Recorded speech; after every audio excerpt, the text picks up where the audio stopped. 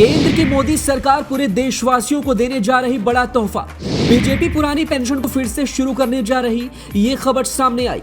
RSS के नेताओं ने वित्त मंत्री को दी सलाह, कई मसलों पर हुई चर्चा। भारतीय मजदूर संघ के नेताओं की भी वित्त मंत्री से हुई मुलाकात। मोदी सरकार की पुरानी पेंशन बहाली से देश के लाखों करोड़ों को मिलने वाला है फायदा। जी, केंद्र की मोदी सरकार की तरफ से पूरे देशवासियों को जल्द ही एक बड़ा तोहफा मिल सकता है। इस तोहफे का इंतजार कई वर्षों से हर भारतवासी कर रहा था, लेकिन साल 2024 से पहले या फिर साल 2023 के शुरू में मोदी सरकार देश के सभी पेंशनर्स के लिए ये बड़ी घोषणा कर सकती है और जल्द ही फिर से पुरानी पेंशन नियम बहाल कर सकती है। इस पुरानी पेंशन को लेकर हाल ही में आरएसएस के नेताओं ने वित्त मंत्री से भी मुलाकात की और इसे शुरू करने की सलाह दी।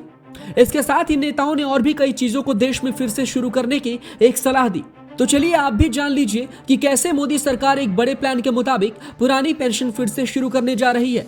पुरानी पेंशन शुरू करने जा रही बीजेपी सरकार। आपको बता दें कि बीते 28 नवंबर को देश की मोदी सरकार की कैबिनेट वित्त मंत्री निर्मला सीतारमण से भारतीय मजदूर संघ के नेताओं ने मुलाकात की, जिसमें केंद्रीय कर्मियों के लिए पुरानी पेंशन व्यवस्था बहाल करने का एक सुझाव दिया, जिसकी वजह से बीजेपी को फिर से इस पुरानी पेंशन को बहाल करने के लिए सोचना पड़ा और हो सकता है कि मोदी सरकार जल्द ही इस पर एक बड़ा फैसला ले ले और केंद्र के सभी कर्मियों के लिए पुरानी पेंशन बहाल कर दे।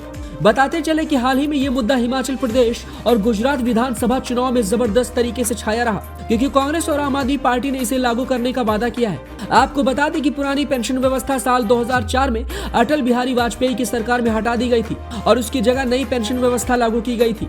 लेकिन बीजेपी अब आने वाले साल 2024 के चुनाव और अगले साल कई और राज्यों में विधानसभा चुनाव के नाते जनता को और कर्मचारियों को अपनी तरफ आकर्षित करने की खातिर या फिर अपना वोट बैंक बनाने के लिए इस पुरानी पेंशन व्यवस्था को बहाल कर सकती है। आरएसएस नेताओं ने भी वित्त मंत्री से की मुलाकात। आपको बता दें कि आने वाले वित्त वर्ष 2023 और 24 के लिए बजट पेश करने से पहले केंद्रीय वित्त मंत्री निर्मला सीतारमण ने राष्ट्रीय स्वयं संघ से जुड़ी संस्थाओं के कई नेताओं से मुलाकात की। इस दौरान इन नेताओं ने भी उन्हें पुरानी पेंशन व्यवस्था बहाल करने का एक सुझाव दिया। बताते चले कि केंद्र की सत्ता पर काबिज बीजेपी के वैचारिक स्रोत रहे राष्ट्रीय स्वयंसेवक संघ और उससे जुड़े संगठन हमेशा इस सरकार की राजकोषीय नीतियों के समर्थन में नहीं रहे हैं और उन्हें मौके मौके पर बदलने की सलाह भी देते रहे हैं। उदाहरण के लिए पिछले साल आरएसएस ने बेरोजगारी से निपटने के लिए एक प्रस्ताव पास कर भारतीय अर्थव्यवस्था के लिए आत्मनिर्भरता बढ़ाने का सुझाव दिया था, ताकि देश के अंदर निर्माण उद्योगों का विकास हो सके और प्रत्यक्ष विदेशी निवेश पर जोर घटाया जा सके। इस बार भी संघ से जुड़े संगठनों भारतीय मजदूर संघ, भारतीय किसान संघ और स्वदेशी जागरण मंच ने देशी अर्थव्यवस्था को आत्मनिर्भर बनाने का सुझाव वित्त मंत्री को दिया है। तो मोदी सरकार द्वारा लिए जाने वाले इस फैसले को लेकर आप क्या सोच रखते हैं, हमें अपनी राय कमेंट बॉक्स में दें। वीडियो को लाइक करें, शेयर भी करें, साथ ही साथ उस पर कमेंट भी करें।